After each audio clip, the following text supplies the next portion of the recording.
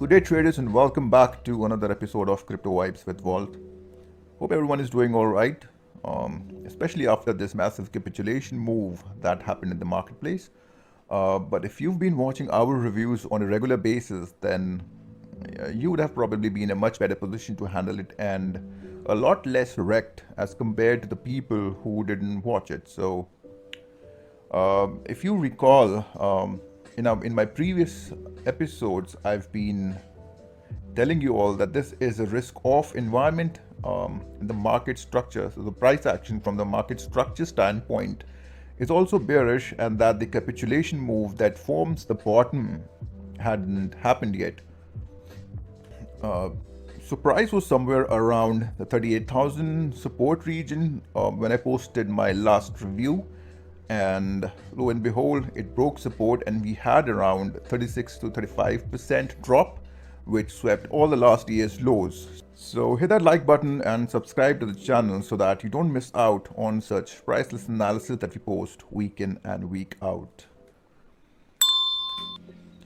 Now in today's episode, I'll talk a little bit about what happens when and if this level breaks, this support breaks, where price could most likely bounce from, and where is a high probability bottom for Bitcoin. Now, before I start to construct an answer for that, what a lot of people or a lot of traders right now do not understand is that even though we have billions wiped out of the market and the capitulation move has happened recently, but in the previous capitulation moves or in the previous bottoms, Bitcoin was not in a recession-based environment.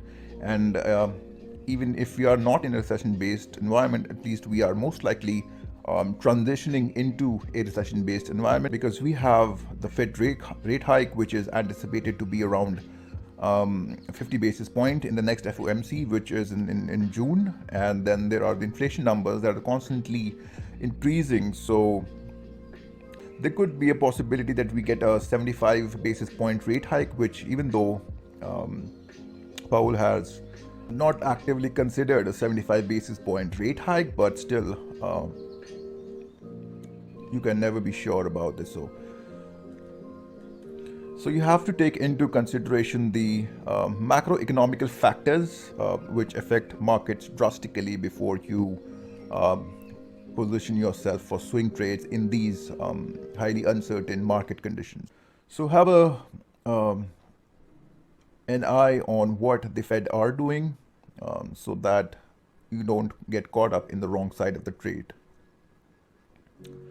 Now, from a technical standpoint, previously when price moved to all-time highs at this region,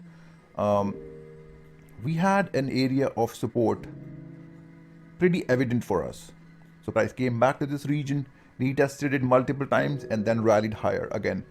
When price rallied higher and broke all-time highs, we had this level of support, which was very evident again.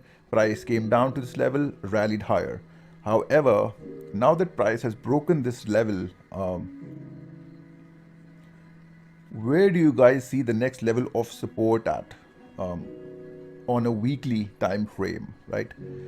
We have this massive inefficient move, and there is very little to no level of support at this region until we reach somewhere around this region, which is the previous all-time highs, and this untested demand around 11,000, 10,000 to 11,000. So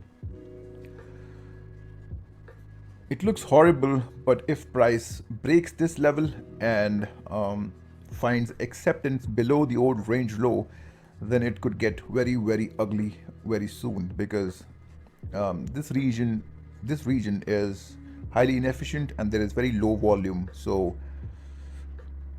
be a little wary of when and if market breaks this level of support.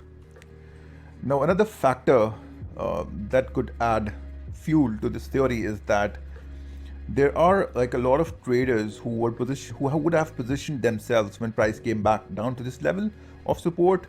So a lot of a lot of traders would have positioned themselves in swing longs at this region, then again in this region.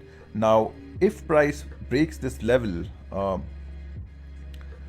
what do you think all these traders would do? Um, these traders would then puke their positions out, and which would add, or rather, which would be a catalyst to the further sell-off, which could tag the 11,000 to 10,000 region. So that is another point to consider when you see price breaking down from this region. We can see that from this wick that this level is highly protected. So once this level breaks, then I think that it should open the floodgates to an aggressive sell-off towards the next region of support, which is again around 10,000 to 11 to 12,000 region. So now again, from a technical standpoint, why I am anticipating this region to be a level of key support and a lot of buyers would have stepped in is because we have seen aggressive buyings at this level. So that is why I am backing this theory that a lot of traders would have been long at this region and are currently underwater. So once this key level of SR or support or range low breaks, then I think that it would be really catastrophic for the market in general. Now, from a high time frame perspective, this is not how you would want your chart to look like if you are bullish, because from a market structure standpoint, yet again, we have a high.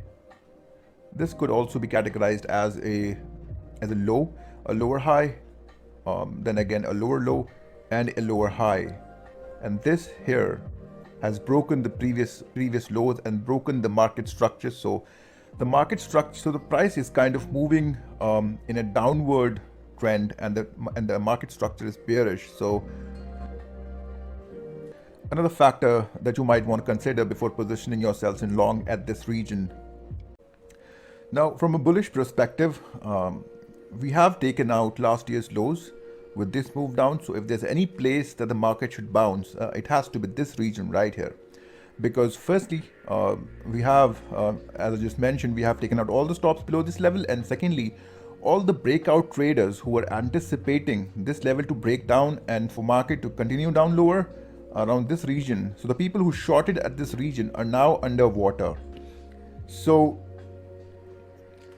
that is why if there's any region or any place that the market should bounce, it has to be this, because we should see that those short position unwind, which should add fuel to the move higher into this level of resistance. So now, because this is a level of support that had capped price previously, or that had supported price previously, this is a key level of resistance. But since we had this massive stop run at this level, I am anticipating this to break and for price to move into this level of resistance, high time frame resistance.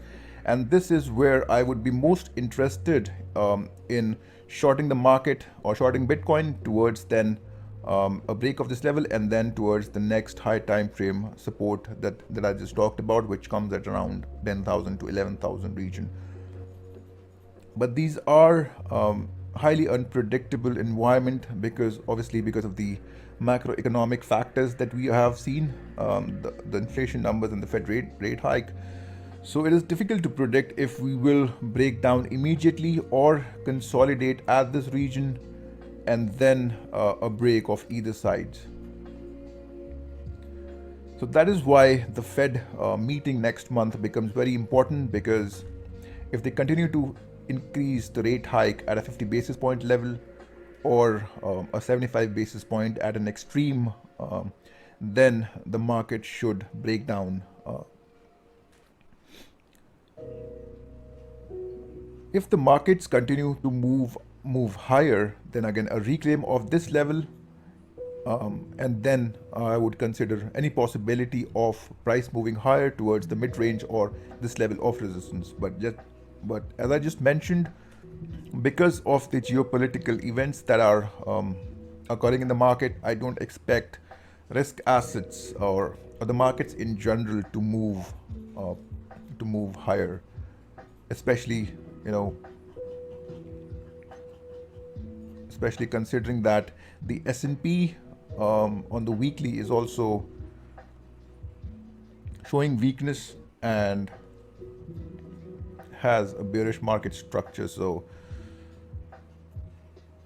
if this do continue to sell off towards this region around here, then expect Bitcoin to break its level of support. And obviously, if S&P and the other markets crash, so Bitcoin would easily then go towards the next level of support, which comes at around 10,000 level. Dixie is also showing a lot of strength. So the dollar index has also reclaimed a key high. So any move down into this level and a hold of this level, I would be expecting the dollar index to move higher, which then coincides with a breakdown of the S&P and Bitcoin. So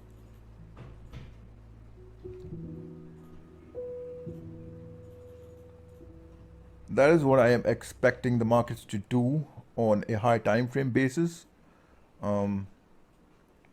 Now on the daily,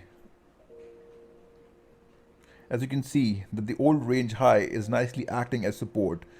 So to narrow it down, if on the daily we get a breakdown and acceptance of this level, obviously this then becomes your deviation, and we can then eye this low first and then ultimately a further sell-off.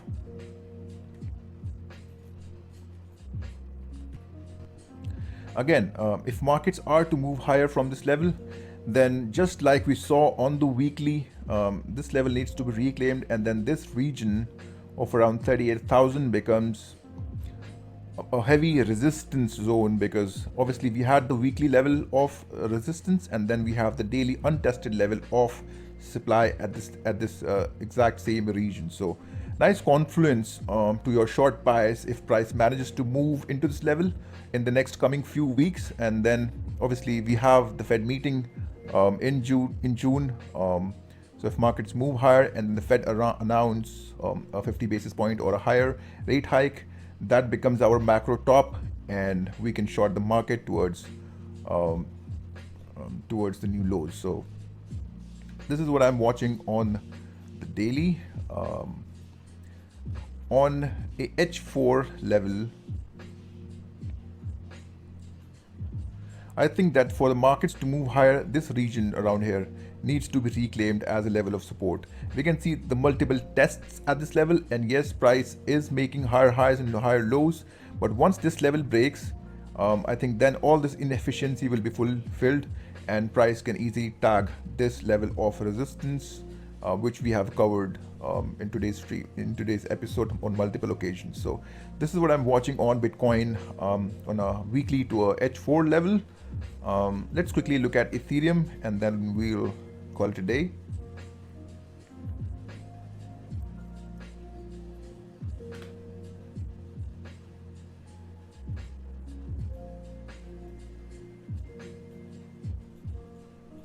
Yes, so just like Bitcoin, Ethereum is also in a macro bear trend, or forming a series of higher lows and higher highs. And even though this region of liquidity has been swept on Bitcoin, but on Ethereum it remains to be swept. So I won't be surprised if we kind of get this move and then we kind of move higher. But if this level breaks, then expect price to tag 1300 region next on Ethereum. And from a bullish perspective, again, I've already marked this level and shared on my Telegram on multiple occasions. If this is reclaimed, then I think that this inefficiency get fills, and we could easily tag the 3200 level on Ethereum.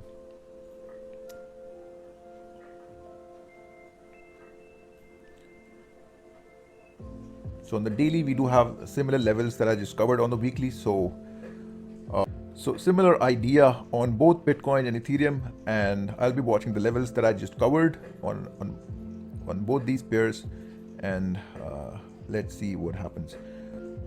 So one last thing that I wanted to cover was that this is early in the week. So this is a Monday, and we have this move down lower. very early in the week, so I won't be surprised if this candle closes as a bullish candle and this entire body turns into a wick. Obviously, it then coincides with the next couple of weeks that I'm anticipating to move for the price to move higher around this region, and then we get the Fed rate hike, and obviously the sell-off to continue. So this is what I am looking at. Hopefully you guys found this insightful, and if you did, please like the video and subscribe to our channel to show your support, and I will talk to you guys soon. Cheers.